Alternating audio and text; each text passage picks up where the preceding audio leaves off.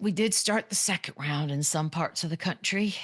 Pacers, who are you? Who are you? Wow. Cleveland had some time off, and man, I guess this is the rust everyone warns us about because Indiana went in there and just knocked it out of the park. 121-112. Nembhard with 23. Halliburton with 22. Donovan Mitchell did have 33 points, which now is 8 straight game ones in which he's had 30 or more, which, yeah, that's the best in NBA history. But it's the Pacers, Chandler, that we need to focus on right now.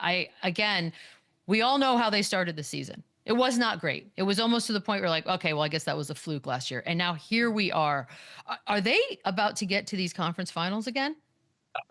Listen, last night was so impressive. This is the game you want to go in, set the tempo, set the tone of the series, and steal one on the Cleveland's home court. And they did that last night. And they did it so collectively. They did it making shots. They played defense. They were unbelievable last night. And they kind of showed that they can be a mismatch nightmare for this team. I always talk about the Carlisle offense and how, he's so good at putting the ball in their playmakers' hands and playing pick and roll and getting out in transition, shooting a lot of threes. When you have a stretch five like Miles Turner, you could do that. Siakam's kind of that consistent mid-range game. And then Halliburton now, he can show you that he can impact the game by getting other guys involved. He can be aggressive. He made some big shots towards the end of that game last night. The Nembhard was unbelievable last night towards the end. So they have such a balanced attack. TJ McConnell does what TJ McConnell type things. They can beat you in so many different ways. Their offense is potent. And when they're playing defense, they're matching up well, switching everything against Cleveland. This is going to be a long, tough series. And the Pacers played unbelievable last night.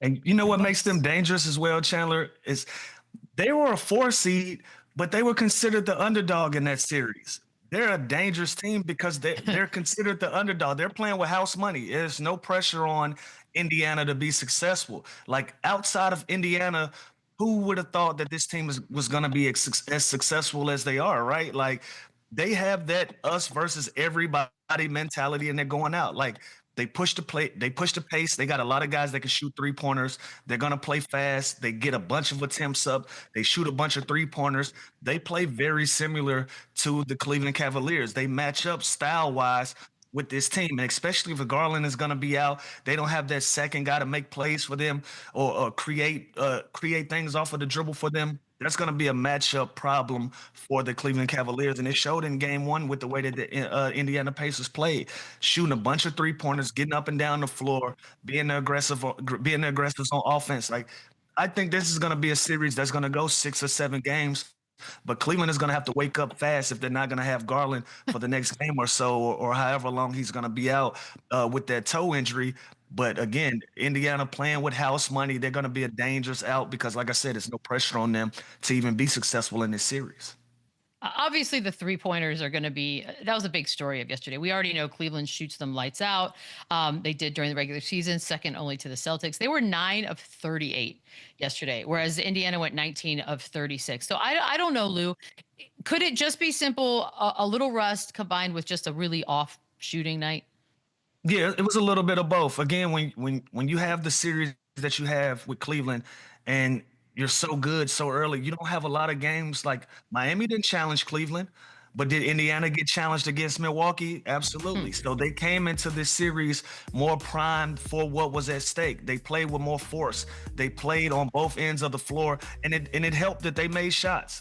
Like they made a ton of 3-pointers, and they got it from a lot of different guys. Like Nembhard was lights out from the 3. Tyrese Halliburton, he was the creator. He was making shots. Miles Turner being a stretch 5, like Chandler just mentioned, putting pressure on you to guard him at the 3-point line. Like Evan Mobley and Jared Allen, they're gonna have to come out and play beyond the paint on the defensive end. And so they just put a lot of pressure on these guys in Game 1. I'm curious to see what's going to happen in Game 2, what adjustments they're going to make. But Indiana ain't going nowhere. They're going to be one of those teams. They're going to fight. They're going to play hard, but they ain't going nowhere. And they're going to shoot the basketball. They can score with any team in the league. They can put up a bunch of points in runs and runs and runs. And that's going to be difficult for Cleveland if they don't find the secondary guy that's going to be able to make plays for them.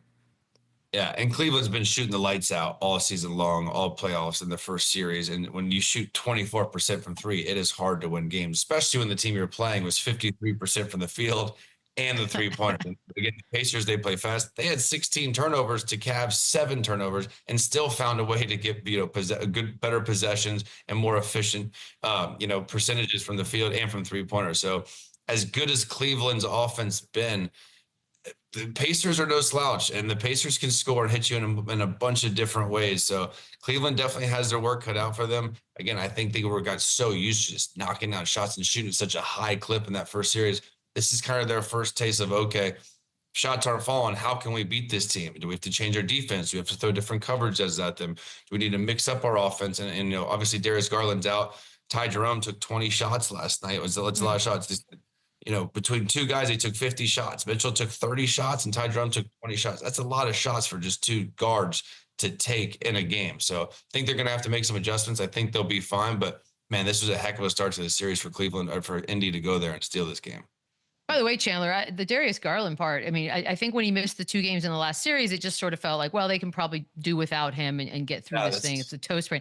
But when he misses the first one of this one, I got a little bit worried. How big a deal does this really feel like?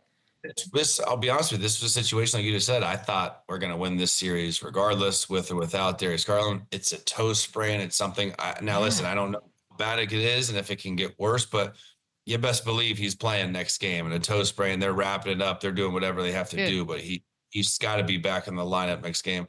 This series, clearly, it's too fragile. It could happen real quick, and all of a sudden you're on vacation, and Indy's that good. So I listen. I love Darius. I hope he plays, and I think he's going to play. And again, last series with the whole Tyler Hero thing, I thought it was slightly weird that he was saying that and then didn't play. But now to miss this, obviously, it's something more substantial and serious than we thought.